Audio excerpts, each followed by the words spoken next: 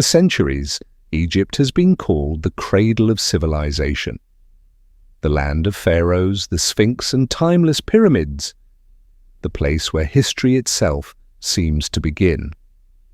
Textbooks trace the first great kingdom here, pointing to Giza as the foundation of human achievement. But what if all of the stone monuments are not the opening chapter of civilization, but the visible ruins of something buried far deeper? The desert may have hidden more than it revealed, leaving us with fragments that look like a beginning, when they might actually be an ending. Tonight, we'll descend beneath the sands of the Giza Plateau to uncover the mysteries long sealed away and ask whether history itself has been arranged to keep them concealed. The Giza Plateau stretches beneath the scorching Egyptian sun, a place that has been probed, measured, and documented more thoroughly than perhaps any other archaeological site on Earth. For over 2 centuries, explorers have crawled through its passageways, mapped its chambers, and catalogued every visible stone. The Great Pyramid has been scanned with X-rays, penetrated by robots, and examined with technologies that would have seemed magical to its builders. Every corner appears accounted for, every mystery documented, every secret at least partially revealed. So when Professor Corrado Malanga from the University of Pisa and Filippo Biondi from the University of Strathclyde in Scotland arrived at the Khafra Pyramid in March 2025 with their synthetic aperture radar equipment, they expected to add perhaps minor details to the vast catalogue of existing knowledge. SAR technology had become a routine tool in archaeological investigation. Electromagnetic pulses sent deep into the Earth's surface, their echoes analyzed to create 3-dimensional maps of subsurface structures. Originally developed for geological surveys and planetary exploration, the technology could penetrate hundreds of meters into solid rock with remarkable precision. What appeared on their screens that March morning was anything but routine. The initial radar returns revealed 4 distinct spiral formations carved deep into the bedrock beneath the pyramid. These weren't the subtle density variations archaeologists typically encounter, but bold geometric patterns etched with mathematical precision into the limestone. The spirals descended in perfect methodical curves, each maintaining consistent proportions as they wound deeper into the earth.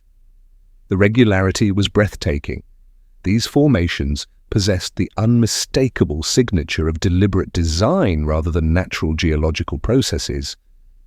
But the spiral structures were only part of what the radar detected that day. Alongside these geometric marvels, 8 massive vertical shafts plunged straight down through the bedrock, each descending to depths exceeding 2,100 feet, around 1.5 times the height of the Empire State Building. The shafts appeared perfectly cylindrical in the radar returns, their walls smooth and uniform, with an engineering precision that seemed to defy the technological capabilities typically attributed to ancient Egypt. As Malanga's team analyzed their findings more carefully, the relationship between the spiral formations and the vertical shafts became clear. The spirals weren't separate structures, they might be staircases. Carefully engineered spiral pathways wound around the perimeters of the massive shafts, creating access routes from the surface down into the depths below. Each turn appeared calculated, each step designed for regular human use. Picture ancient figures descending these spiraling paths by torchlight, vanishing into stone corridors of a subterranean world lost to memory. The discovery sent shockwaves through the archaeological community, but Malanga's team knew they had only glimpsed the surface of something far more extraordinary. The precision and scale of the findings demanded deeper investigation. If such sophisticated structures existed beneath one of the world's most studied monuments, they needed to understand the full scope of what lay hidden in the darkness below. This urgency drove the team to expand their scanning operations through the summer months. They employed electrical resistivity tomography alongside their SAR systems, cross-referencing data from multiple detection methods to build the most complete picture possible of the subsurface structures. Each scan revealed new details, new connections, new evidence that they were looking at something unprecedented in archaeological history. By June 2025, their persistence had unveiled the true magnitude of the underground complex. The spiral staircases and vertical shafts detected in March were not isolated features. They were components of a vast, interconnected system that extended far beyond their initial discovery. The refined radar scans revealed enormous chambers, cubic spaces approximately 80 meters on each side. These weren't natural cavities, but massive rooms with precise geometric boundaries, as large as Olympic swimming pools or entire city blocks. The chambers showed clear architectural planning. Their walls met at exact right angles, their dimensions were nearly identical across multiple locations, and their positioning suggested they had been carved according to a predetermined blueprint. The uniformity implied not gradual expansion over time, but deliberate construction following a master plan that specified exactly where each room should be located within the overall design. They weren't isolated rooms, but were linked by an intricate network of tunnels and corridors that formed thoughtful, logical patterns of movement throughout the complex. Professor Malanga, presenting these extraordinary findings to increasingly astonished international audiences, was unambiguous about their significance. The data clearly shows large human-made chambers and tunnels deep beneath the pyramids, he stated in detailed reports. This is not geology, it's architecture. The methodical nature of his team's approach, employing multiple scanning technologies and cross-referencing results from different detection methods, lent credibility to claims that might otherwise have seemed impossible. Yet as news of the discovery spread through archaeological circles, the response revealed as much about academic politics as it did about scientific methodology. Dr. Zahi Hawass, the former Egyptian Minister of Antiquities and one of the most influential voices in pyramid research, dismissed the findings with surprising vehemence. He characterized the claims as fake news and insisted that no official permits had been granted for such investigations. The spiral patterns and chamber formations, he argued, were simply radar anomalies caused by natural geological features that had been misinterpreted by researchers unfamiliar with local conditions. Lawrence Conyers, a respected archaeological geophysicist from the University of Denver, raised more measured but equally skeptical concerns. Current ground-penetrating radar technology, he pointed out, becomes increasingly unreliable at extreme depths. The vivid computer-generated images circulating in media reports were interpretations of raw data rather than actual photographs, and the claimed precision of architectural details at depths exceeding 2,000 feet pushed the boundaries of what current equipment could realistically detect. The academic establishment also emphasized the absence of peer review, a critical component of scientific validation. Without independent teams confirming the results using different methods and equipment, the discovery remained scientifically unverified regardless of how compelling the initial data appeared.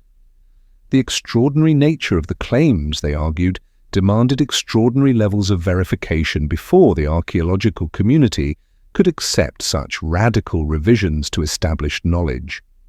The pattern of initial resistance to revolutionary discoveries is not unusual in archaeology.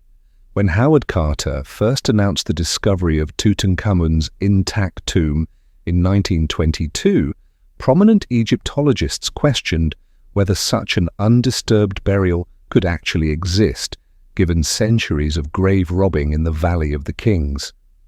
Similarly, when Heinrich Schliemann claimed to have discovered the ruins of Troy in the 1870s, mainstream scholars dismissed his findings as wishful thinking, insisting that Homer's Iliad was pure mythology rather than historical memory.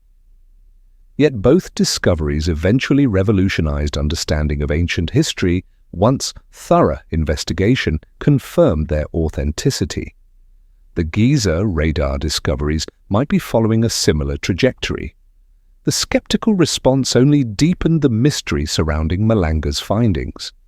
If the underground structures were simply misinterpreted geological features, why had similar formations never been detected at other pyramid sites that had undergone extensive radar scanning?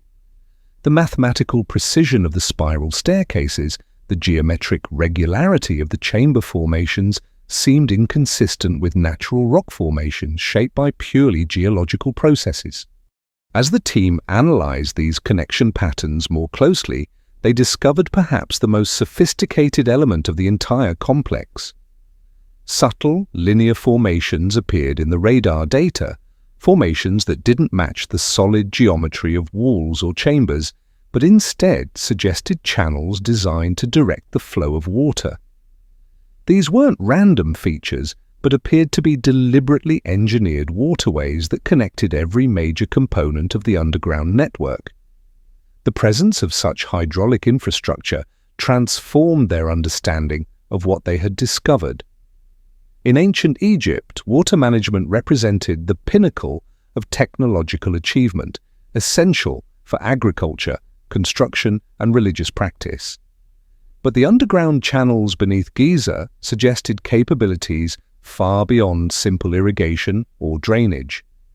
These appeared to be the remnants of a sophisticated water distribution system designed to supply an entire subterranean city. Some channels followed natural slopes, directing water flow through the most efficient paths. Others cut directly through bedrock in ways that indicated advanced mathematical knowledge of hydraulic principles.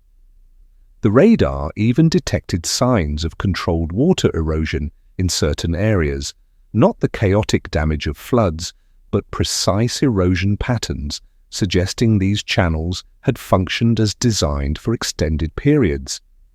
This hydraulic network revealed the underground complex in an entirely new light. The massive chambers weren't simply storage areas or crude meeting spaces. They appeared to be components of an integrated system designed to support human habitation.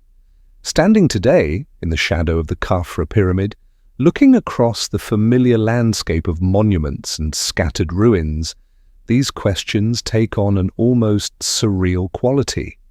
The possibility that an entire second world exists in the darkness below challenges every assumption about the limits of archaeological knowledge. The radar data persists in its electronic precision, immune to skepticism and unaffected by academic debate.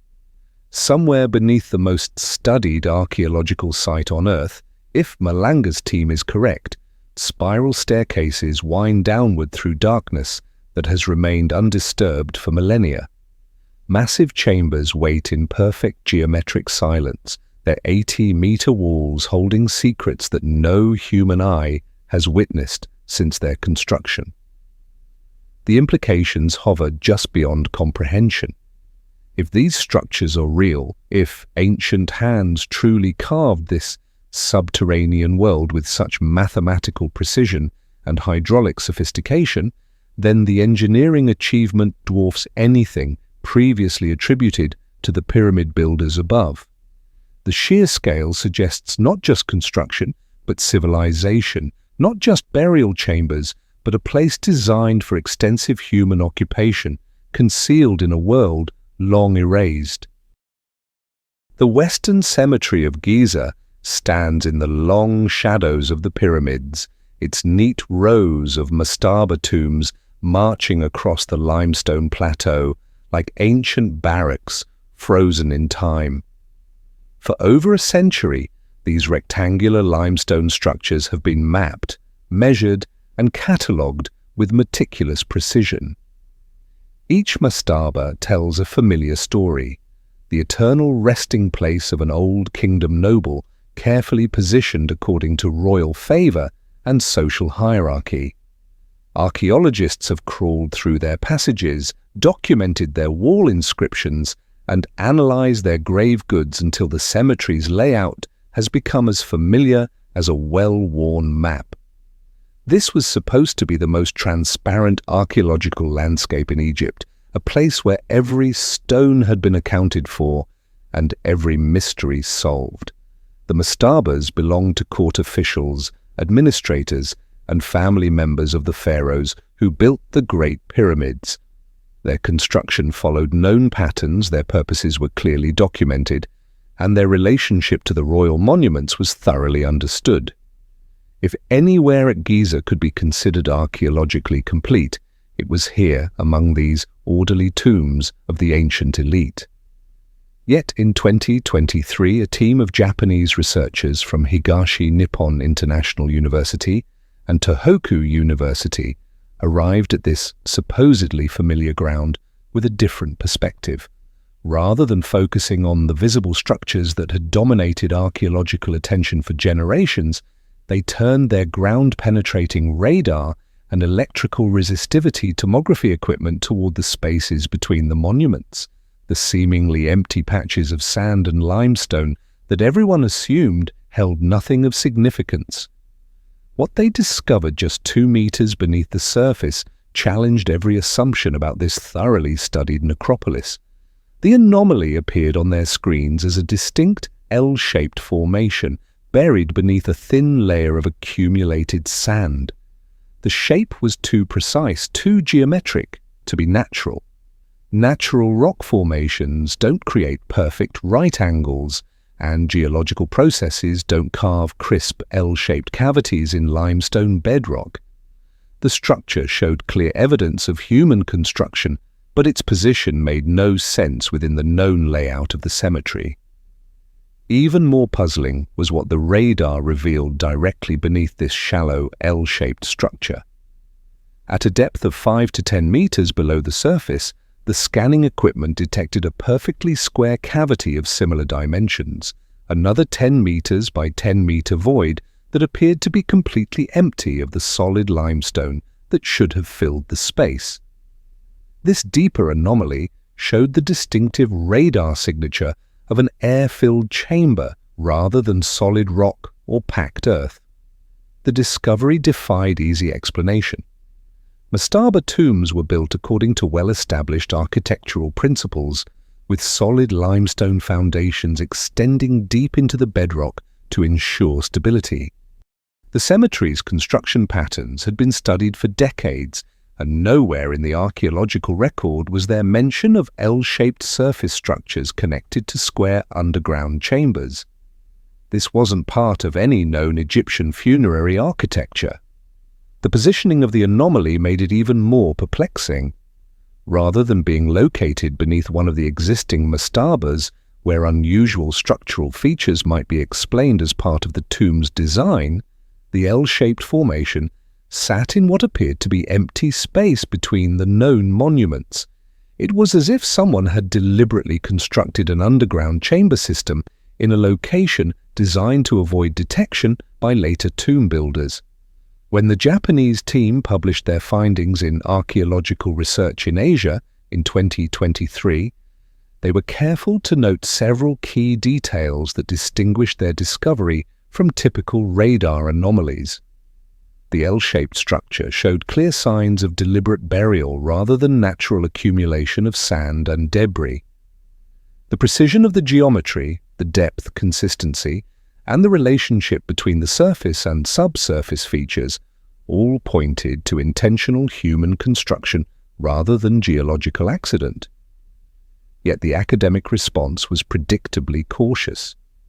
Egyptologists pointed out that ground-penetrating radar at Giza had produced numerous false alarms over the decades, apparent cavities that turned out to be natural voids, geometric shapes that proved to be instrument artifacts, and promising anomalies that yielded nothing when finally excavated.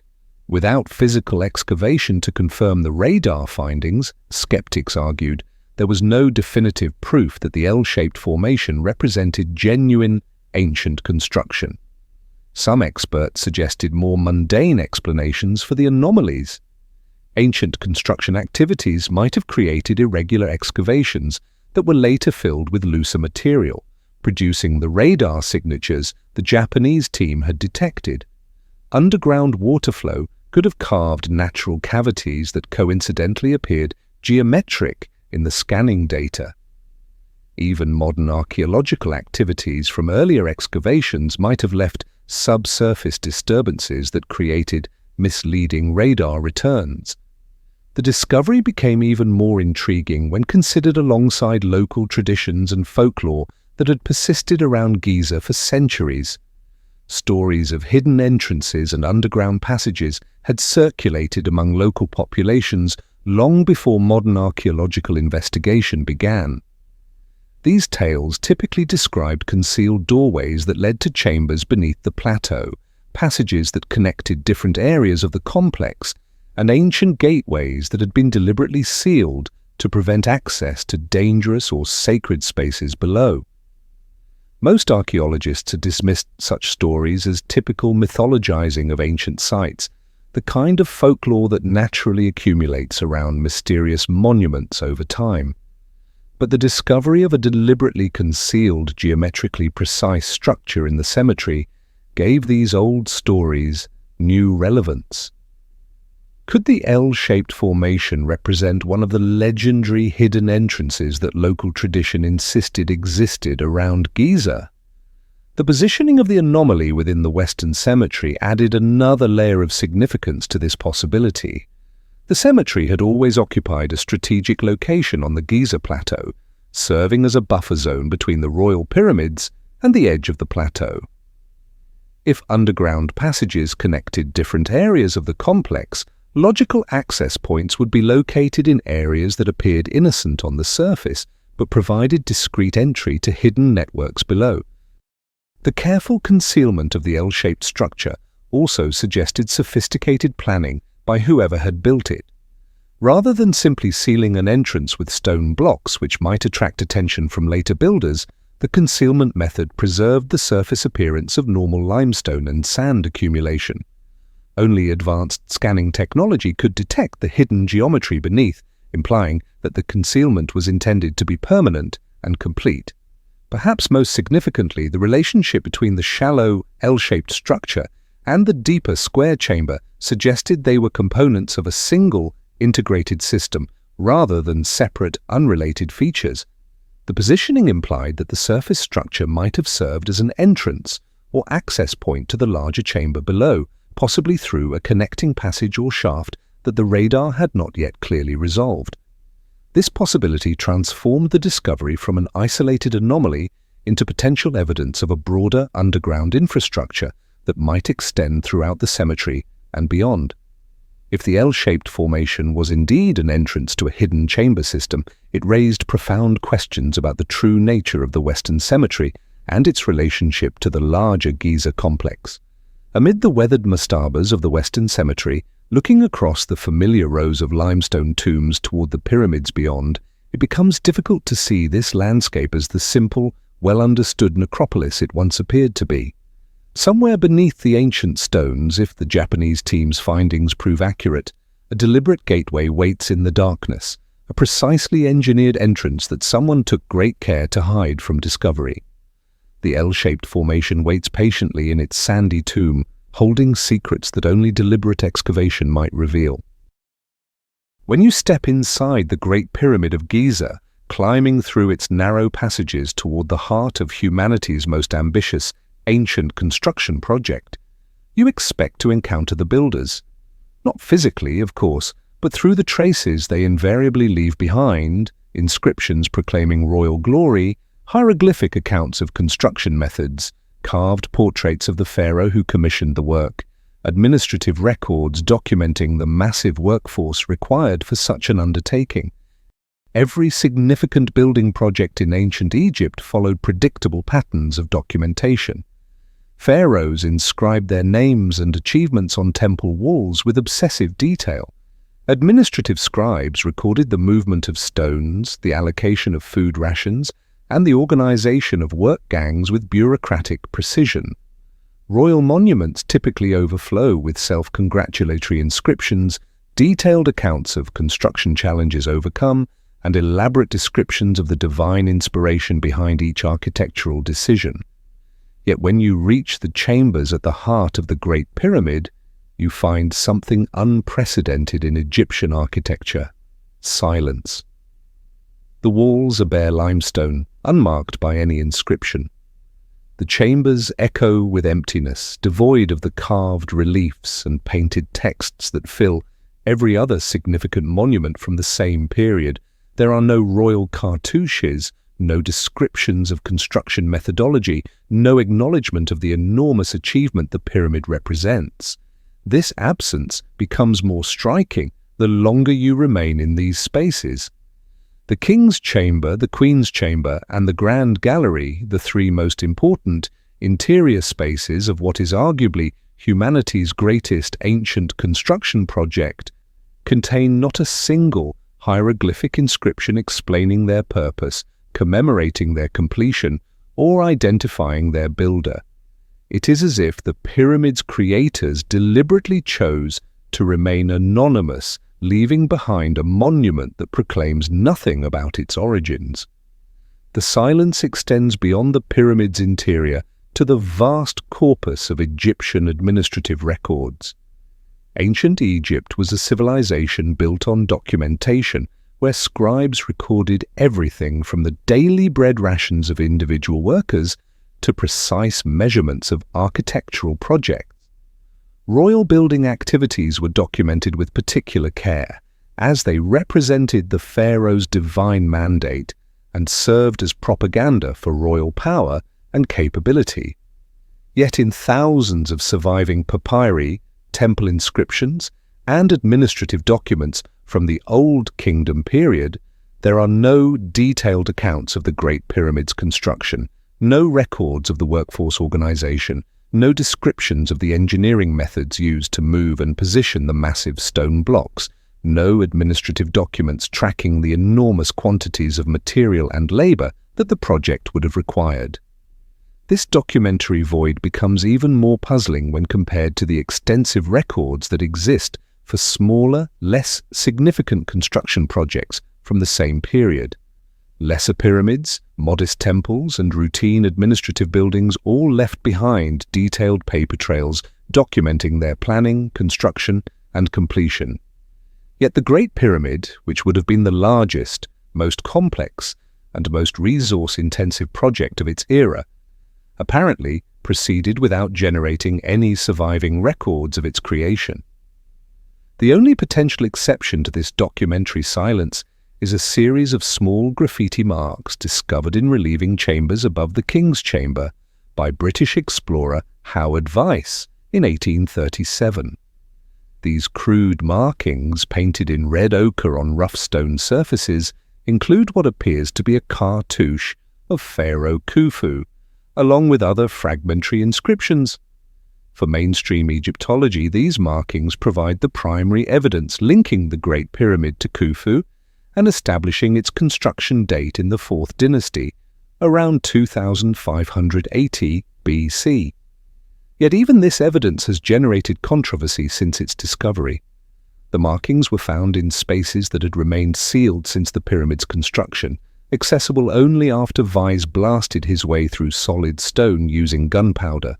The crude nature of the graffiti contrasts sharply with the precision and formality of official royal inscriptions found elsewhere in Egyptian architecture.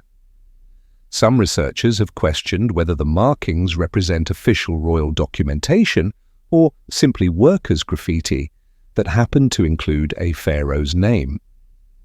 Some investigators have also noted inconsistencies in the hieroglyphic forms used in the graffiti, which don't perfectly match known 4th dynasty conventions for writing Khufu's name.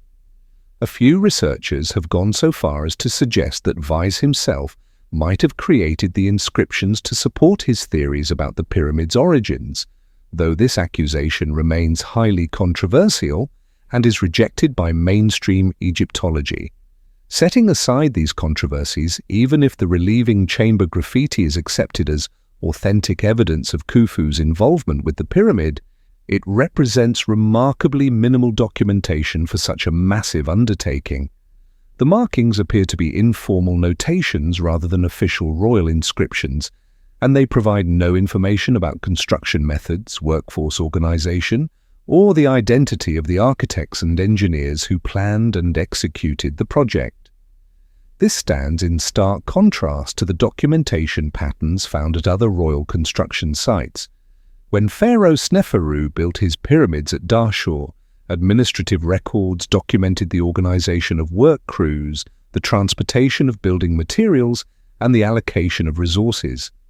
Temple construction projects typically generated extensive inscriptions describing divine inspiration for the work, royal participation in planning processes, and ceremonial dedications upon completion. The Great Pyramid's silence on these matters becomes particularly significant when considered alongside the engineering sophistication the structure displays. The precision of its orientation to cardinal directions, the mathematical relationships embedded in its proportions, and the complex internal architecture all suggest planning and execution by individuals with advanced knowledge of engineering, astronomy, and mathematics. However, there are no training manuals for pyramid construction. None of these master builders left their names or described their methods in any surviving record. Why would you, after building the greatest wonder of the ancient world, leave no mark of yourself behind, unless you believed you were never worthy of it? This pattern has led some researchers to propose a radical alternative interpretation, that the Egyptians of Khufu's era inherited rather than created the Great Pyramid. In this view, the monument represents the work of an earlier civilization or culture whose identity has been lost to history, and the 4th dynasty Egyptians simply adopted and maintained a structure that already existed on the Giza plateau. Such a theory would explain several puzzling aspects of the Great Pyramid's history. The absence of construction records would make sense if the Egyptians had no construction process to document. The lack of builder identification would be natural if the actual builders belonged to a different culture entirely. The sophisticated engineering techniques would not need to be explained by 4th dynasty capabilities if they originated in an earlier period with different technological development. This interpretation also accounts for the unique characteristics that distinguish the Great Pyramid from other Egyptian pyramids. While later pyramid construction followed relatively consistent patterns and showed gradual technological development, the Great Pyramid stands apart in its precision, scale, and internal complexity. Rather than representing the pinnacle of a developmental sequence, it appears as an isolated achievement that was never successfully replicated. If the Great Pyramid was indeed inherited rather than built by the 4th dynasty, it would represent the most spectacular example of this pattern. The monument would stand as evidence of capabilities that existed before the historical period, documented by surviving Egyptian records, preserved by a civilization sophisticated enough to maintain and venerate structures whose origins they might not have fully understood.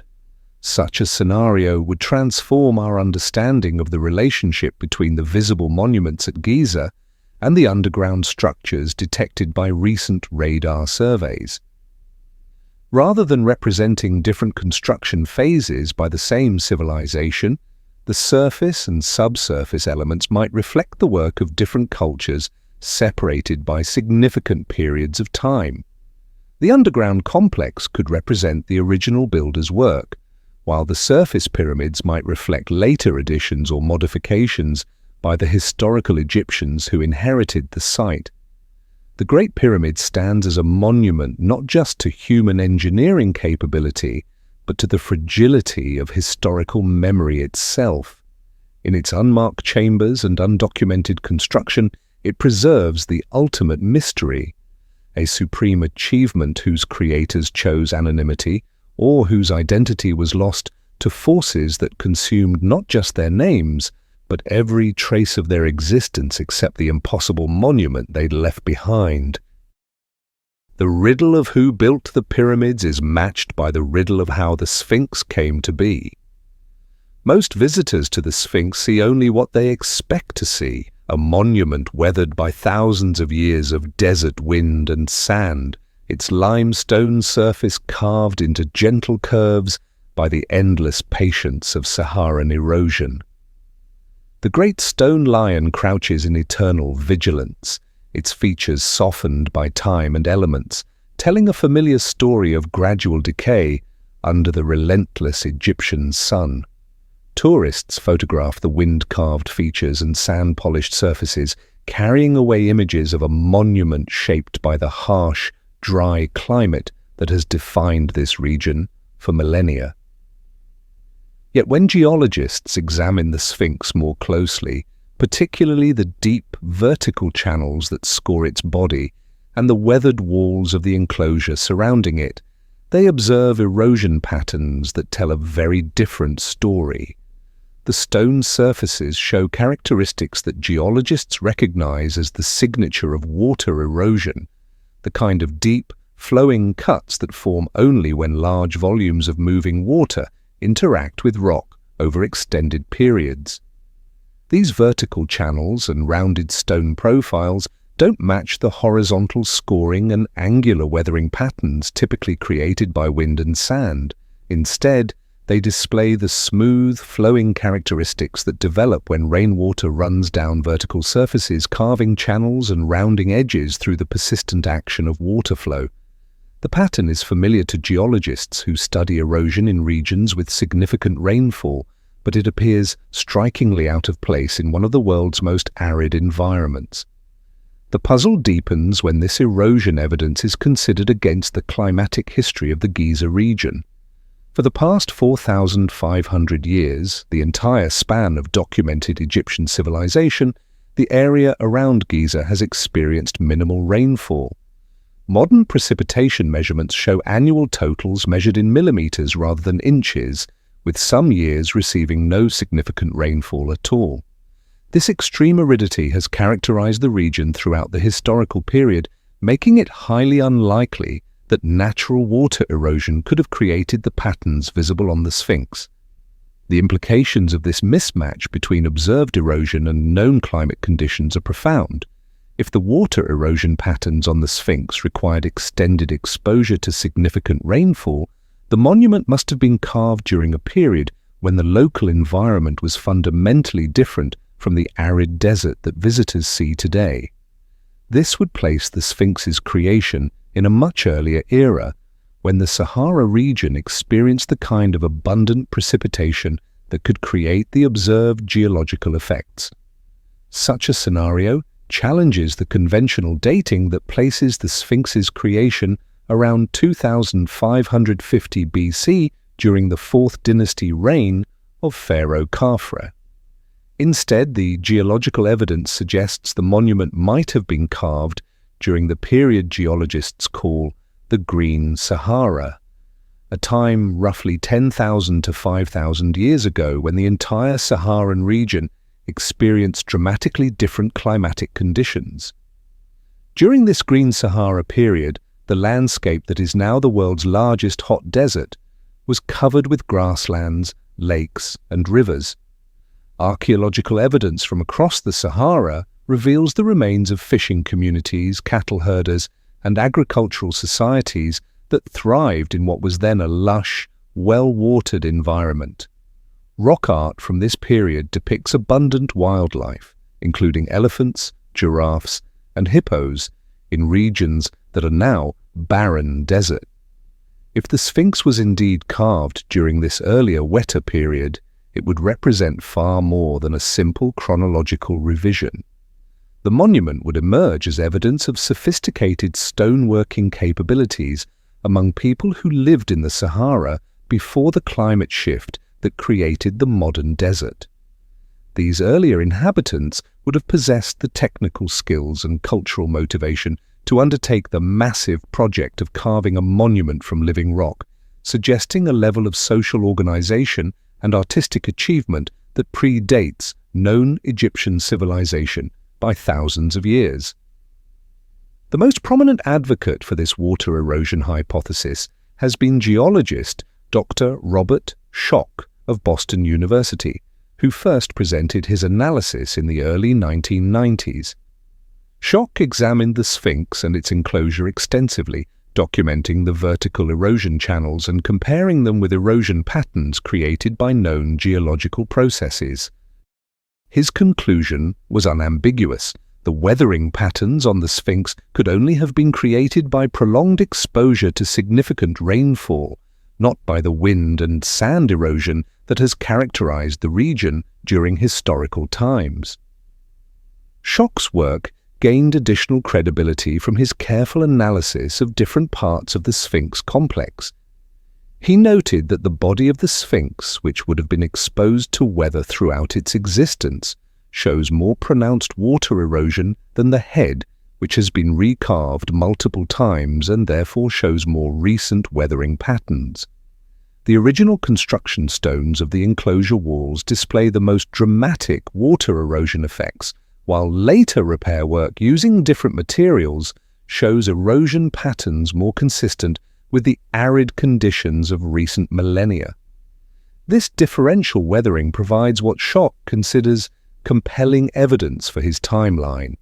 The most ancient parts of the monument show the most water erosion, while progressively newer elements show less, exactly what would be expected if the original carving took place during a wetter climate period and subsequent modifications occurred during increasingly arid conditions.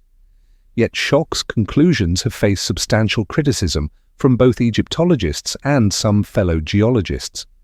Critics argue that other processes could potentially create similar erosion patterns without requiring a dramatically different climate.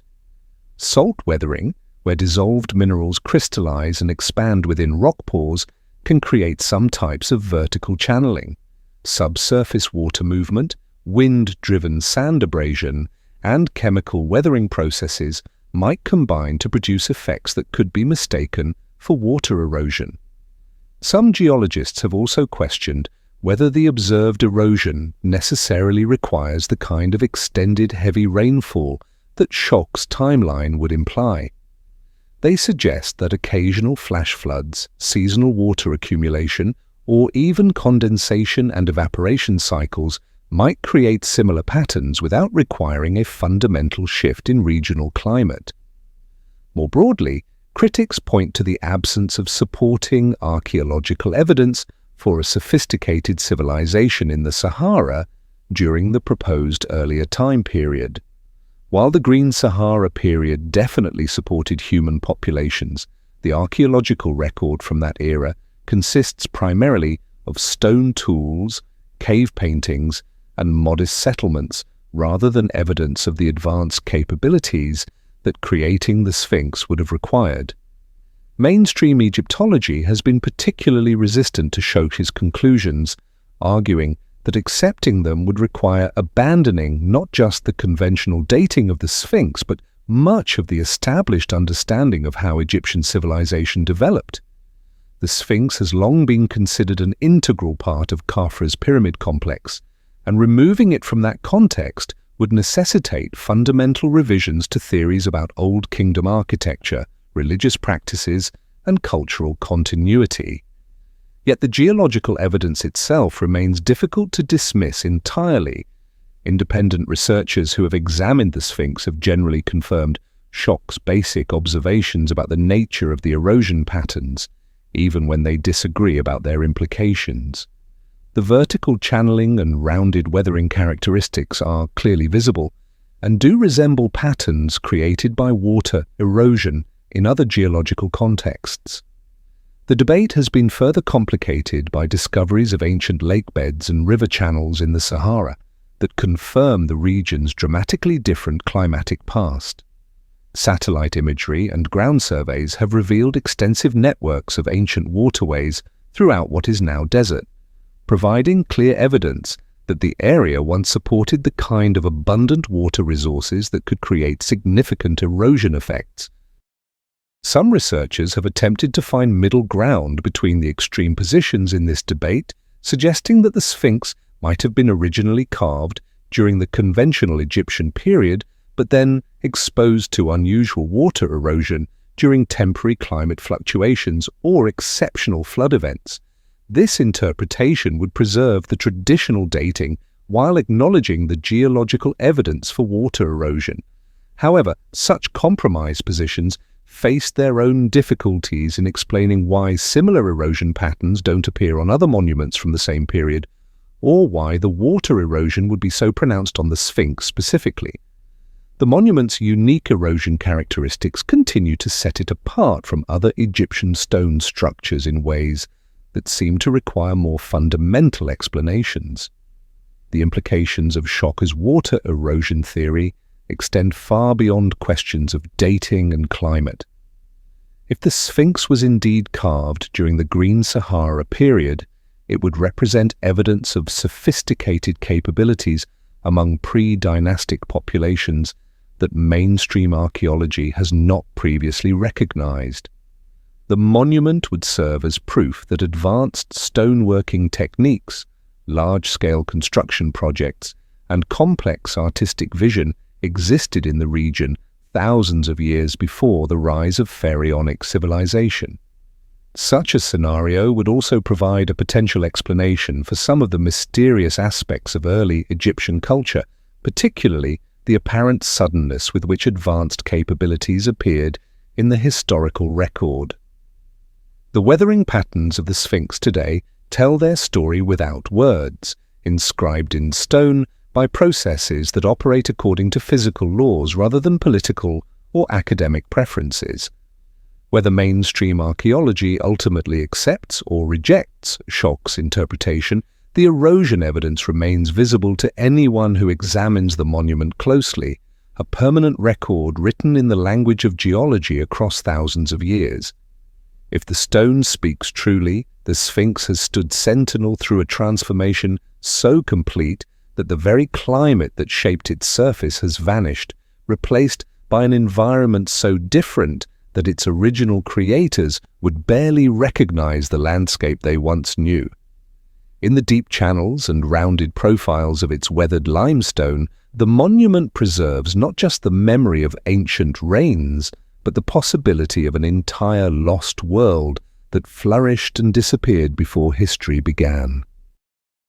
300 miles south of Giza, in the ancient sacred city of Abydos, visitors come to admire one of Egypt's most beautifully decorated temples. The Temple of Seti I draws crowds with its exquisite relief carvings, painted hieroglyphs that retain their colors after 3 millennia, and architectural proportions that represent new Kingdom Egyptian art at its finest. The temple tells familiar stories in familiar ways: pharaonic power, divine favor, religious devotion, expressed through the sophisticated artistic conventions that define ancient Egyptian aesthetics. Yet directly behind this showcase of conventional Egyptian architecture lies something that seems to belong to an entirely different world. Buried beneath accumulated sand and debris, accessible only through a narrow entrance that most tourists never notice, extends a massive underground structure that challenges every assumption about architectural development in ancient Egypt. The Osirion, as archaeologists have named it, presents a construction so fundamentally different from the temple above that early excavators wondered if they had discovered the remains of a completely different civilization. When British archaeologists first uncovered portions of the Osirion between 1902 and 1903, they found themselves looking at architecture that defied classification within known Egyptian building traditions. The structure consisted of enormous chambers built from massive blocks of red granite and sandstone, some weighing dozens of tons, fitted together with precision, but without the decorative elements, painted surfaces, or detailed hieroglyphic inscriptions that characterized virtually every other Egyptian religious building. The scale of the construction was breathtaking. Individual stone blocks measured 15 feet in length and weighed more than most buildings, yet they had been cut, transported, and positioned with mathematical precision to create underground chambers of cathedral-like proportions. The walls rose 20 feet or more without visible mortar, held in place by the sheer weight and perfect fitting of the massive stones. Water channels surrounded the central chamber, creating an island-like structure that could be accessed only by narrow walkways. Perhaps most remarkably, the Osirion appeared to have been deliberately built without a roof. Unlike the carefully enclosed spaces that defined Egyptian temple architecture, this underground complex was designed as an open-air structure, exposed to the sky despite being situated far below ground level. The combination of massive stone construction, underground positioning, and open-air design created an architectural concept that had no parallel in known Egyptian building traditions. The stark contrast with the Temple of Seti, the first above, could hardly have been more dramatic. Where the temple displayed the refined decorative sensibilities of New Kingdom art, the Osirion showcased raw, monumental stonework that relied on mass and proportion rather than surface decoration for its effect.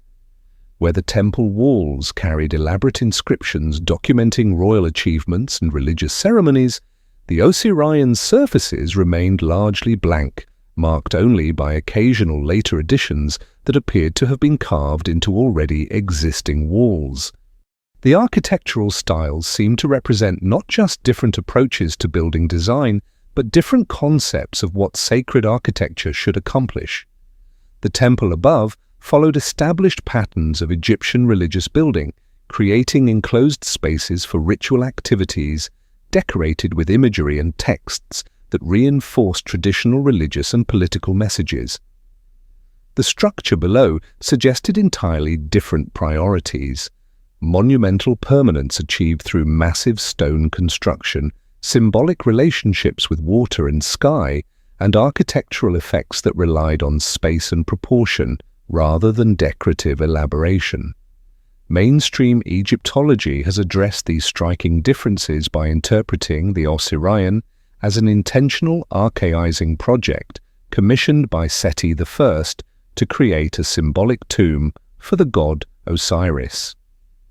According to this interpretation, the pharaoh deliberately chose an archaic architectural style to evoke the primordial character of Osiris as a deity associated with death, rebirth, and the earliest periods of Egyptian religious development.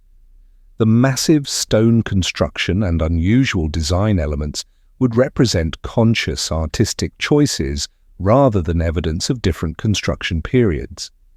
This explanation draws support from the architectural alignment between the temple and the underground structure, which suggests coordinated planning between the two construction projects.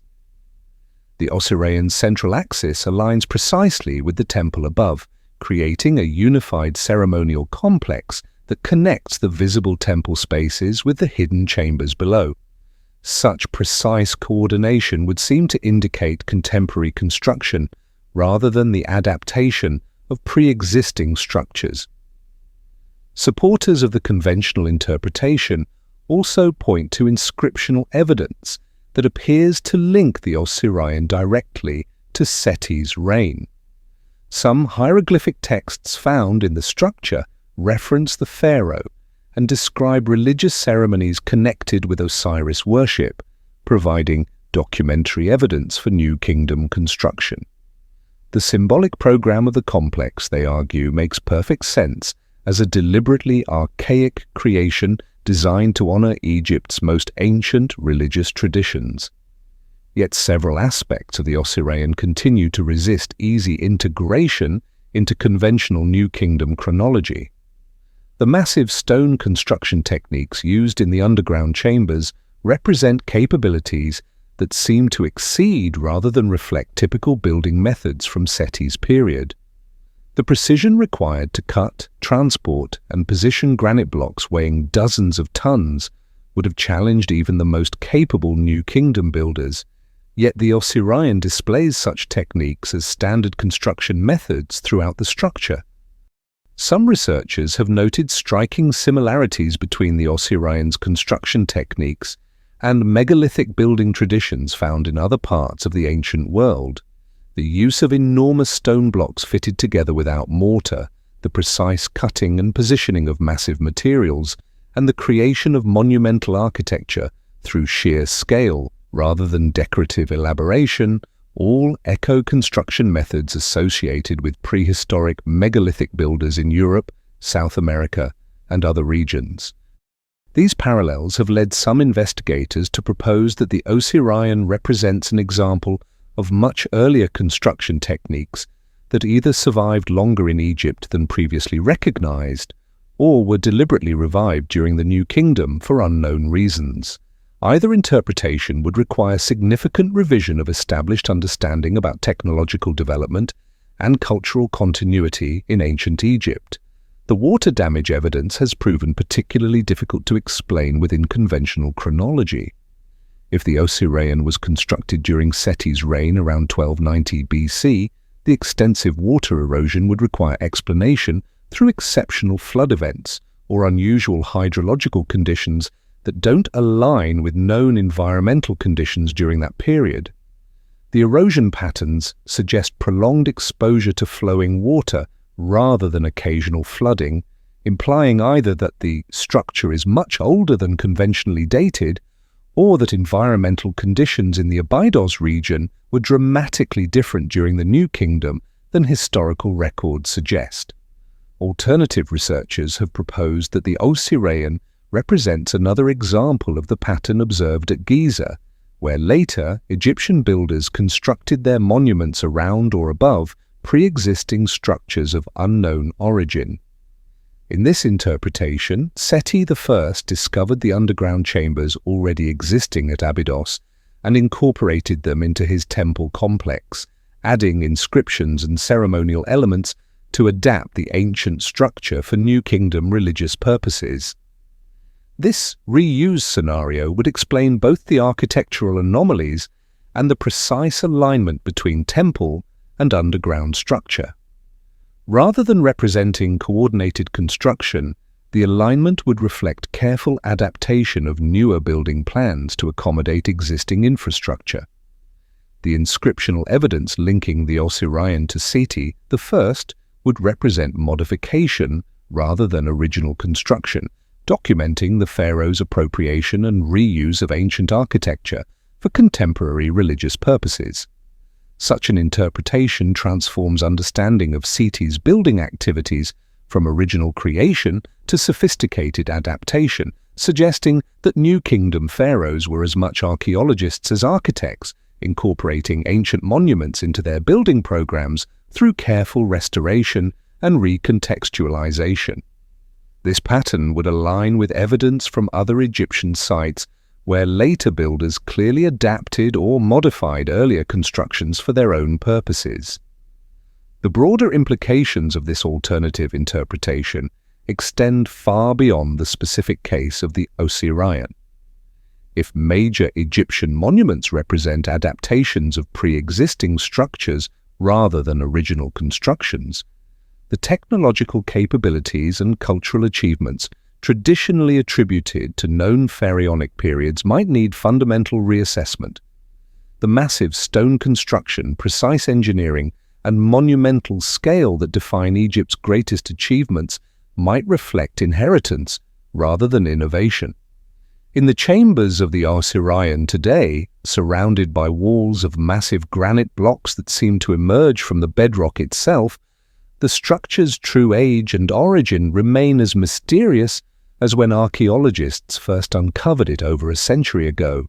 The stone surfaces tell no stories in conventional hieroglyphic texts, preserve no royal cartouches to establish clear chronology, and display no decorative elements that would allow stylistic dating according to established Egyptian artistic periods. The Osirian stands as a monument to the possibility that Egypt's greatest architectural achievements might represent not the pinnacle of indigenous development, but the adaptation and preservation of construction traditions whose origins reach back to periods and peoples that have vanished entirely from historical memory. For over 2 millennia, persistent legends have whispered of a hidden chamber beneath the Great Sphinx of Giza, a repository of ancient knowledge sealed away from the world above. Ancient Egyptian texts hint at secret chambers connected to Thoth, the god of wisdom and writing, While Greek and Roman sources describe mysterious vaults beneath Egypt's most famous monuments, where the knowledge of vanished civilizations was preserved for future discovery. These stories have echoed through centuries of folklore, dismissed by serious scholars as the inevitable mythologizing that surrounds ancient sites, yet never quite fading from popular consciousness. In the 20th century, these ancient legends found an unlikely champion in Edgar Cayce, an American psychic whose trances allegedly revealed detailed visions of a hall of records hidden beneath the Sphinx. According to Cayce's readings delivered between 1923 and 1944, this chamber contained the complete historical records of Atlantis, including technological knowledge and spiritual wisdom that would revolutionize human understanding when finally discovered. Cayce predicted the hall would be found before the end of the 20th century, ushering in a new age of human enlightenment based on recovered ancient knowledge. Mainstream archaeology dismissed Cayce's predictions as fantasy, products of an overactive imagination influenced by popular Egyptian mysticism rather than any genuine historical insight. The idea that sophisticated recording systems could have existed before known Egyptian civilization seemed to contradict established understanding of human technological development. No ancient civilization, scholars argued, possessed the capabilities or motivation to create elaborate underground libraries, particularly not for preserving records of mythical lost continents. Yet, as modern scanning technology began probing beneath the Giza plateau, an unexpected pattern emerged that gave new relevance to the old legends. Ground-penetrating radar surveys conducted from the 1970s onward consistently detected anomalous voids and chamber-like spaces in the bedrock surrounding the Sphinx. These weren't the random cavities that geological processes might create, but geometric spaces that suggested deliberate excavation and construction. The earliest systematic radar surveys of the Sphinx area, conducted by Japanese researchers in the 1980s, revealed multiple subsurface anomalies that appeared to be artificial chambers. The team detected rectangular voids beneath the pores of the Sphinx, along with what appeared to be connecting passages that extended toward other parts of the Giza complex. When they published their findings, the researchers were careful to avoid sensational interpretations, noting only that the detected spaces warranted further investigation to determine their nature and origin. More sophisticated scanning efforts in subsequent decades confirmed and expanded these initial discoveries. Ground-penetrating radar, electrical resistivity tomography, and other non-invasive detection methods repeatedly identified subsurface chambers in the Sphinx area that displayed characteristics consistent with artificial construction. The spaces appeared to have regular geometric shapes, clear boundaries, and connecting passages that suggested they were components of a larger underground network. The most significant confirmation came from the Scan Pyramids project launched in 2015, which employed multiple advanced detection methods to survey the entire Giza complex. While the project's most publicized discovery was the large void detected within the Great Pyramid itself, the surveys also identified numerous anomalous spaces around the Sphinx and throughout the plateau. These chambers appeared to be part of the broader underground infrastructure that researchers had been detecting piecemeal for decades. By 2025, the accumulated radar evidence had created a compelling case for the existence of substantial underground construction in the Sphinx area. The detected chambers weren't random geological features, but appeared to represent deliberate architectural spaces that had remained sealed since their creation. Their positioning relative to the surface monuments suggested they were integral components of the overall Giza complex, rather than isolated features. The characteristics of these underground spaces aligned remarkably with the ancient descriptions of hidden knowledge repositories. The chambers appeared to be designed for storage and preservation, with controlled access through narrow passages that would have protected their contents from environmental damage and unauthorized entry. Their positioning beneath the Sphinx specifically echoed the persistent legends that had placed such repositories in exactly that location. Despite this accumulating evidence, mainstream Egyptology remained skeptical of interpretations that connected the radar discoveries with legendary knowledge repositories. Archaeological authorities pointed out that detecting subsurface spaces was only the first step in understanding their nature and purpose. Without physical excavation to examine the chambers directly, any conclusions about their contents or original functions remained purely speculative. Egyptian authorities have consistently denied permission for invasive investigation of the detected chambers, citing concerns about potential damage to the monuments and the need to preserve these national treasures for future research with more advanced techniques. This protective stance has prevented direct confirmation of what the chambers contain, leaving researchers dependent on remote sensing data for their interpretations. Some researchers have suggested that the reluctance to authorize excavation might reflect knowledge of what the chambers actually contain. If Egyptian authorities had already gained access to underground spaces through undisclosed investigations, they might have strong reasons for preventing public exploration of discoveries that could fundamentally challenge established historical narratives. The persistence of Hall of Records legends across multiple cultures and time periods adds another dimension to the mystery.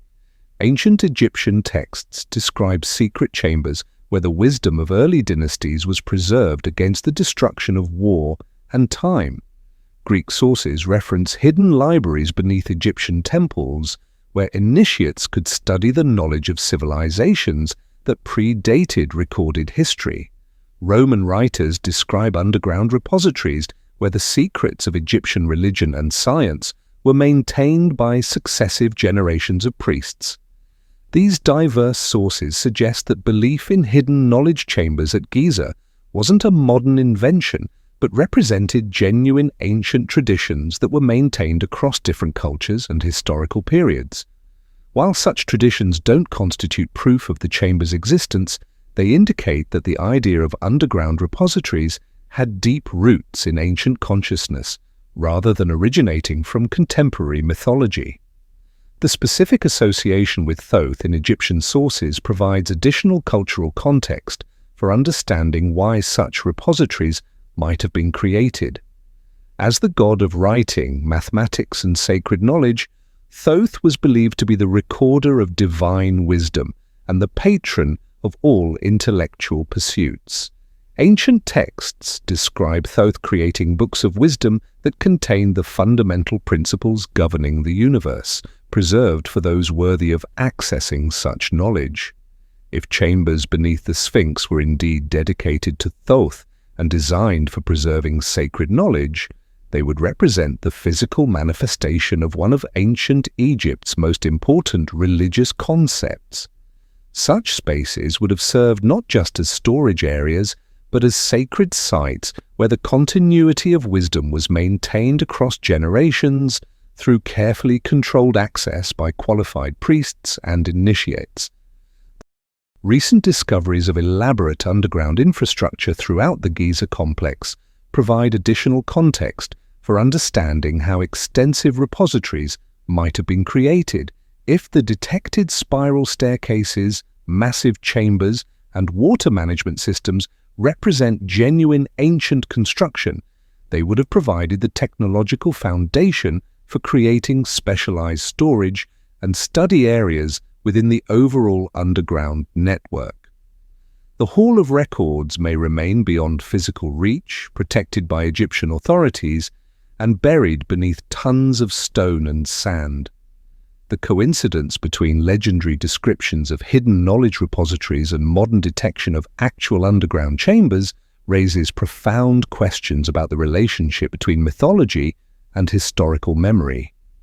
Either the legends preserved accurate information about real ancient constructions across thousands of years of cultural transmission, or modern discoveries have occurred in precisely the locations where ancient imagination placed mythical repositories.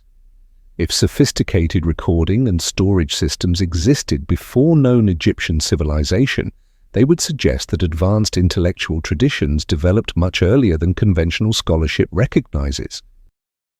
Three things cannot long be hidden: the sun, the moon, and the truth. You might wonder why not carry out further excavations and surveys to solve the mysteries of Giza once and for all. Egypt today presents itself to the world as an open book, a nation where archaeological transparency serves as both national pride and economic foundation. The gleaming halls of the Grand Egyptian Museum showcase thousands of artifacts under brilliant lighting, their descriptive plaques available in multiple languages for millions of annual visitors. Television documentaries follow international research teams as they work openly under the desert sun, their discoveries broadcast globally as testament to Egypt's commitment to sharing its ancient heritage with humanity. Tour guides speak confidently about every visible stone at Giza, explaining construction methods, dating techniques, and historical contexts with the authority of established knowledge. The Egyptian Ministry of Tourism and Antiquities maintains an active media presence, announcing new discoveries and research initiatives that reinforce Egypt's position as the world's premier destination for ancient history enthusiasts. Everything about the country's archaeological presentation suggests complete openness, a civilization proud to display its heritage without reservation. Yet beneath this carefully maintained facade of transparency, a different pattern emerges for those who examine the actual progress of significant archaeological investigation. The most important discoveries of recent decades, the ones that could potentially reshape understanding of Egypt's ancient past, consistently encounter bureaucratic barriers that halt research precisely when it becomes most promising. The radar discoveries at Giza provide the clearest example of this troubling pattern. When ground-penetrating radar detected the massive underground chambers and spiral staircases beneath the Khafra pyramid in 2025, international media covered the findings extensively, generating global excitement about potential archaeological breakthroughs. Yet within months of the initial announcements, the story quietly disappeared from public attention as Egyptian authorities declined to authorize any follow-up excavation. The official explanation followed familiar patterns: concerns about preserving Egypt's precious monuments, the need for careful planning before any invasive procedures, and requirements for additional study before physical investigation could proceed. These reasons sound measured and responsible, reflecting the kind of caution that responsible archaeological stewardship demands. Yet the indefinite nature of the delays, combined with the complete absence of any timeline for eventual investigation, suggests motivations that extend beyond simple preservation concerns. This pattern of resistance becomes even more apparent when contrasted with the enthusiastic official support for research projects that reinforce conventional understanding of Egyptian history.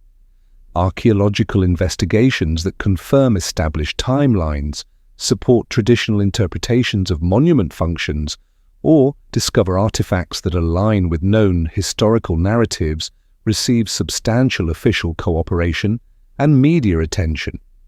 The disparity in treatment extends to the level of financial and logistical support provided to different types of research. Projects that pose no challenge to established historical frameworks often receive direct assistance from Egyptian institutions, access to restricted areas, and coordination with official media campaigns that publicize their findings. Meanwhile, investigations that might generate uncomfortable questions about conventional chronology or Egyptian capabilities encounter administrative obstacles that make meaningful research practically impossible. The bureaucratic mechanisms employed to maintain this selective research environment operate through layers of approval processes that create multiple opportunities for delay or rejection without requiring explicit justification.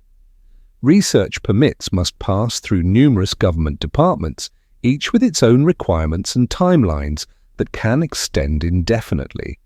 Appeals processes exist in theory but rarely result in reversals of initial negative decisions. International pressure for greater research access has had limited effect on these policies.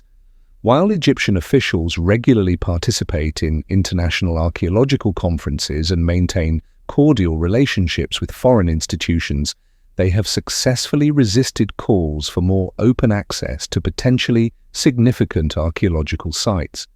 The country's unique position as custodian of humanity's most famous ancient monuments provides substantial leverage in these discussions, as international researchers have few alternatives to working within Egyptian-imposed restrictions. The economic considerations underlying these policies add another layer of complexity to the situation. Egypt's tourism industry generates billions of dollars annually from visitors attracted by the country's archaeological heritage, revenue that depends partly on maintaining public confidence in established historical narratives.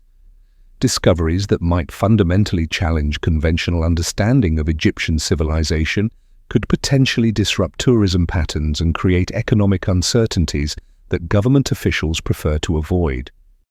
More significantly, substantial revision of Egyptian chronology could affect the country's cultural and political identity in ways that extend far beyond academic archaeology. The narrative of ancient Egyptian achievement serves important functions in contemporary Egyptian nationalism, providing historical legitimacy for modern political institutions and cultural pride that transcends religious and ethnic divisions within the population. Yet the cumulative effect of these restrictive policies has been to create an atmosphere of secrecy around precisely those discoveries that could provide the most significant advances in understanding Egypt's ancient past. Rather than fostering the kind of open scientific inquiry that archaeological investigation requires, the current system encourages speculation and alternative theories that develop outside official channels. The irony is striking. Egypt's efforts to protect its archaeological heritage from potentially disruptive discoveries may actually be undermining the scientific credibility that gives that heritage its educational and cultural value. By preventing investigation of the most intriguing anomalies detected by modern technology, Egyptian authorities risk creating the impression that they have something to hide rather than protecting legitimate archaeological resources. The international research community finds itself in an increasingly difficult position, caught between respect for Egyptian sovereignty over its cultural heritage and frustration with policies that prevent investigation of potentially revolutionary discoveries. Many researchers have simply shifted their attention to other regions where archaeological investigation faces fewer restrictions, leaving Egypt's most important questions unexplored. For the broader public, this pattern of selective accessibility creates a troubling disconnect between the image of transparency that Egypt projects and the reality of restricted investigation that characterizes its most significant archaeological sites. The monuments remain visible and accessible to tourists, but the deeper questions they raise about human history are effectively placed beyond the reach of scientific inquiry.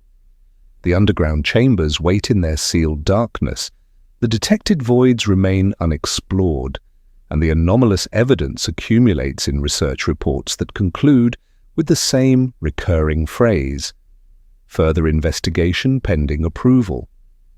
In the land of the Pharaohs, some secrets are protected not by the passage of time, but by the persistent refusal to seek the truth they might contain. When archaeology and geology fail to resolve the riddles of Giza, and further inquiry is actively obstructed by the government, the search often drifts into older voices. The myths once dismissed as legend. In the ancient city of Heliopolis, just northeast of modern Cairo, where the morning sun first touched the sacred temples of Ra, priests whispered of a time that belonged to no pharaoh and preceded all recorded dynasties. They called it Zep Tepi, the first time, a golden age when gods walked the earth as living rulers and the foundations of all creation were laid by divine hands. This wasn't folklore relegated to the margins of Egyptian belief, but the central pillar of their religious understanding, the bedrock upon which all pharaonic authority was built. According to these sacred traditions, the world began when the primordial mound of Benben emerged from the chaotic waters of Nun, that boundless ocean of potential that existed before creation. Upon this first solid ground, the god Atum brought himself into existence through an act of pure will, becoming the source from which all other gods, all life, and all order would flow. The pyramid texts carved into the walls of Old Kingdom burial chambers preserve these creation accounts with reverent detail, describing not mythical allegory, but the actual sequence of events that established the cosmic order. From Atum came the first divine generation, Shu, god of air, and Tefnut, goddess of moisture, who together created the basic elements necessary for life. They gave birth to Geb, the earth, and Nut, the sky, whose union produced the gods who would rule directly over human affairs. Osiris became the first divine king, ruling alongside his sister wife Isis, while their siblings Seth and Nephthys completed the divine council that governed the world during humanity's earliest period. These weren't vague mythological figures existing in some timeless realm separate from earthly affairs. The Egyptian texts describe them as actual rulers who governed from real palaces, established laws, taught humanity the arts of civilization, and maintained their authority through recognizable royal dynasties that followed clear succession patterns. The gods had royal names, royal titles, and royal relationships that mirror the political structures of later pharaonic rule, so closely that they read more like historical chronicles than religious mythology. The detailed nature of these accounts creates a fundamental tension within Egyptian historical consciousness. Every official king list begins with Narmer or Menes, the pharaoh traditionally credited with unifying Upper and Lower Egypt around 3100 BC and establishing the first human dynasty. Yet the religious texts that formed the core of Egyptian spiritual life consistently describe extensive periods of divine rule that preceded any human pharaoh by thousands of years. This contradiction runs deeper than simple chronological disagreement. The divine dynasties of Zep Tepi weren't described as ruling in some heavenly realm separate from earthly concerns, but as governing Egypt itself, the same geographical region, the same Nile River, the same landscapes that later pharaohs would claim as their inheritance. The religious texts suggest that human pharaohs were not the first rulers of Egypt, but successors to a much longer tradition of kingship that extended back to the very beginning of time. Mainstream Egyptology has traditionally resolved this contradiction by interpreting Zep Tepi as purely ceremonial fiction, a mythological framework created by priests to legitimize pharaonic authority by connecting earthly rulers with divine origins. In this view, the detailed genealogies and succession narratives of the divine dynasties represent sophisticated theological constructions rather than historical memories designed to provide cosmic validation for political power. The pyramid texts and later coffin texts that preserve these traditions are typically interpreted as religious literature focused on ensuring successful afterlife journeys for deceased pharaohs rather than historical documents intended to preserve factual accounts of Egypt's earliest periods. The priests who created and maintained these texts according to conventional interpretation were theologians and ritual specialists rather than historians, more concerned with spiritual efficacy than chronological accuracy. Yet this dismissal of Zep Tepi as pure mythology faces increasingly difficult challenges when examined alongside the physical evidence that has emerged from investigation of Egypt's most ancient monuments. The detailed genealogical nature of the divine succession accounts doesn't match the typical characteristics of mythological narratives, which tend toward symbolic generalization rather than specific historical detail. The consistency of these accounts across multiple sources and time periods suggests they preserve genuine traditions rather than invented fiction. Moreover, the geographical specificity of Zep Tepi traditions creates additional problems for purely mythological interpretation. The texts don't describe divine rule occurring in some vague, otherworldly realm, but locate the activities of the first-time gods in recognizable Egyptian locations. Heliopolis itself was considered the site where Atum first emerged from the primordial waters, while other specific locations throughout Egypt were associated with particular divine rulers and their achievements.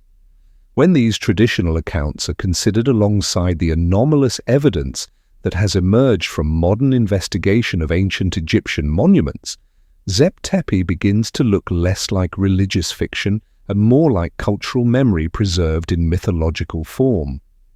The Inventory Stela's claim that Khufu restored rather than built the Sphinx suggests that even pharaonic Egyptians recognized inheriting monuments from earlier periods. The water erosion evidence on the Sphinx indicates construction during climatic conditions that preceded known Egyptian civilization. The sophisticated underground architecture detected at Giza implies engineering capabilities that seem to exceed 4th Dynasty technological profiles. The proximity of Heliopolis to Giza adds another layer of significance to these connections. The ancient city where Zep Tepi traditions were most carefully preserved lies just a few miles from the plateau where the most anomalous architectural evidence appears. If the great monuments of Giza do indeed preserve remnants of pre-dynastic construction, they would represent the physical embodiment of the first time that Heliopolitan priests described in their sacred texts. This geographical relationship suggests that Zep Tepi traditions might have developed specifically to explain monuments and technological capabilities that pharaonic Egyptians inherited but did not create. Rather than inventing mythological explanations for divine authority, the priests might have been preserving genuine historical memories of earlier builders whose achievements exceeded anything that contemporary Egyptians could accomplish independently. The divine rulers described in these traditions would represent not mythological figures, but actual leaders of societies that possessed advanced architectural and engineering capabilities. The gods who taught humanity the arts of civilization might have been the builders of monuments whose sophisticated construction techniques later Egyptians could maintain but not replicate. The cyclical nature of Egyptian religious thought, with its emphasis on eternal recurrence and cosmic renewal, would have provided an ideal framework for preserving historical memories across vast periods of time. Egyptian priests might have been preserving the only available accounts of how their civilization had acquired capabilities that clearly exceeded their contemporary technological development. The divine dynasties of Zep Tepi weren't just mythological constructions, but the mechanism through which Egyptian culture maintained awareness of its debt to earlier achievements while incorporating those achievements into contemporary religious and political systems. In the carved walls of ancient temples and the whispered traditions of long-dead priests, Zep Tepi preserves what might be humanity's oldest historical testimony. The acknowledgement that we once achieved more than we remember, built greater monuments than we can explain, and possessed knowledge that we have spent millennia trying to recover. The priests of Heliopolis who whispered of Zep Tepi across thousands of years might have been performing a function more complex than simple religious mythology. They might have been maintaining humanity's memory of its own forgotten capabilities, preserving in sacred tradition the knowledge that current civilization was not the beginning of human achievement. Instead, our civilization represented a recovery from much greater heights that had been reached and lost in ages so remote only divine metaphor could preserve their memory. Some scholars argue that if a lost civilization once thrived beneath what is now the sands of Giza, its disappearance may trace back to a cataclysmic flood, followed by the slow desertification that buried its ruins under endless dunes. Across the vast distances that separate human cultures and the millennia that divide historical periods, one story appears with remarkable consistency in the collective memory of our species. From the windswept plains of ancient Mesopotamia to the mountain valleys of the Himalayas, from the oral traditions of indigenous peoples in the Americas to the sacred texts that form the foundation of world religions, humanity preserves the same haunting recollection. The world was once consumed by waters that swept away everything that came before. These aren't merely similar stories that evolved through cultural contact and diffusion. They emerge from civilizations separated by vast distances and periods, yet they share core elements that suggest common origins in actual historical experience. Modern geological science has revealed evidence that challenges the comfortable assumption that these stories represent only imagination and folklore. Approximately 12,800 years ago, during the period geologists call the Younger Dryas, the Earth experienced one of the most rapid and dramatic climate changes in geological history. Within the span of a few decades, global temperatures plunged, ice sheets advanced and retreated, and sea levels fluctuated dramatically across the planet. The Younger Dryas period, lasting roughly 1,300 years, represents a massive disruption in the relatively stable climate conditions that had characterized the preceding millennia. Ice core data from Greenland and Antarctica reveals that temperatures changed by as much as 15 degrees Fahrenheit in some regions within a matter of years, not centuries. Such rapid climate shifts would have triggered massive glacial melting, sudden changes in ocean currents, and catastrophic flooding in coastal and river valley regions where human populations were concentrated. The geological evidence extends far beyond simple temperature records. Massive flood deposits found across North America, Asia, and Europe indicate that enormous volumes of water moved across landscapes that are now dry land, carrying debris and sediment hundreds of miles from their origins. These deposits show characteristics of sudden, catastrophic flooding rather than gradual sea level changes, suggesting that vast areas were inundated rapidly by waters that receded equally quickly. Perhaps most significantly, marine fossils and seafloor sediments appear at elevations and locations that can only be explained by temporary flooding that carried ocean water far inland before retreating. These geological fingerprints indicate that the Younger Dryas period involved not just climate change, but actual massive flooding events that would have been precisely the kind of catastrophic inundation that flood traditions describe. The timing of these geological events coincides remarkably with the period when archaeological evidence suggests that human civilization was undergoing fundamental transitions. The end of the last ice age marked the beginning of agriculture, the development of permanent settlements, and the emergence of the complex societies that would eventually produce the first known civilizations in Mesopotamia, Egypt, India, and China. Yet this traditional narrative of gradual human development contains puzzling gaps and inconsistencies that become more apparent when viewed alongside evidence for catastrophic flooding. Many of the technological and architectural capabilities that define early civilization appear suddenly in the archaeological record, without clear developmental sequences that would explain how such sophisticated achievements evolved from simpler predecessors. The mystery becomes particularly acute when applied to the monuments and underground structures detected at Giza. The precision of the pyramid construction, the mathematical knowledge embedded in their proportions, and the engineering capabilities required for the underground chambers all suggest capabilities that exceed what conventional archaeology attributes to early dynastic Egypt. If the Giza complex represents not the beginning of Egyptian achievement, but the surviving remnant of an earlier civilization that was largely destroyed during the Younger Dryas flooding, many of these anomalies begin to make sense. The monuments would represent not innovations but preservation, the portions of a much larger civilization that survived catastrophic destruction because of their elevated position, massive construction, or deliberate protection. The water erosion evidence on the Sphinx takes on new significance in this context. Rather than indicating construction during a different climate period, the erosion might preserve evidence of the actual flooding that destroyed the civilization that created it.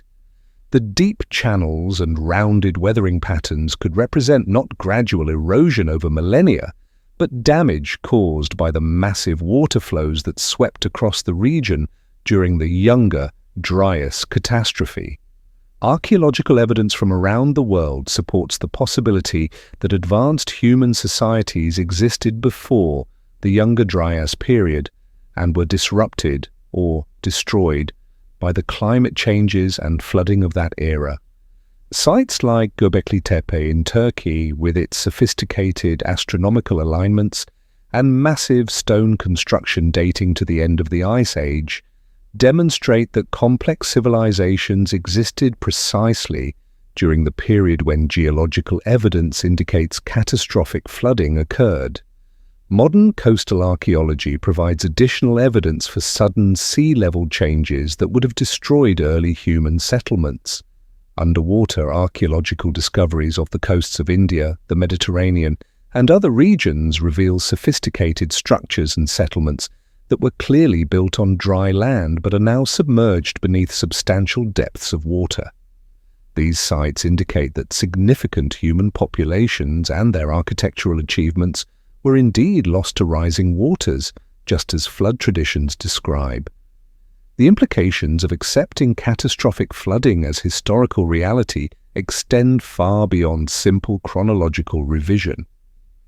If advanced human civilizations existed before the Younger Dryas and were largely destroyed by flooding, the entire framework for understanding human technological and cultural development requires fundamental reconsideration.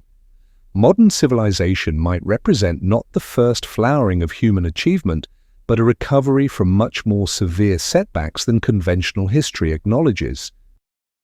The desert never reveals its secrets willingly. It buries, it swallows, it presses, layer upon layer of silence until memory itself begins to erode. And yet, on the Giza plateau, something still stands. 3 vast pyramids rising from the sand, and the weathered face of the Sphinx gazing eastward as though guarding a horizon that no longer exists. For centuries, we have looked at these monuments and believed we understood them. They were tombs, we were told, symbols of dynastic power explained and contained within the boundaries of Old Kingdom Egypt. The truth, if it exists, is not just about stones and sand, it is about us. Our hunger to believe history is tidy, that it begins with a first chapter we can name and number, that everything before was darkness, but civilizations are rarely so neat.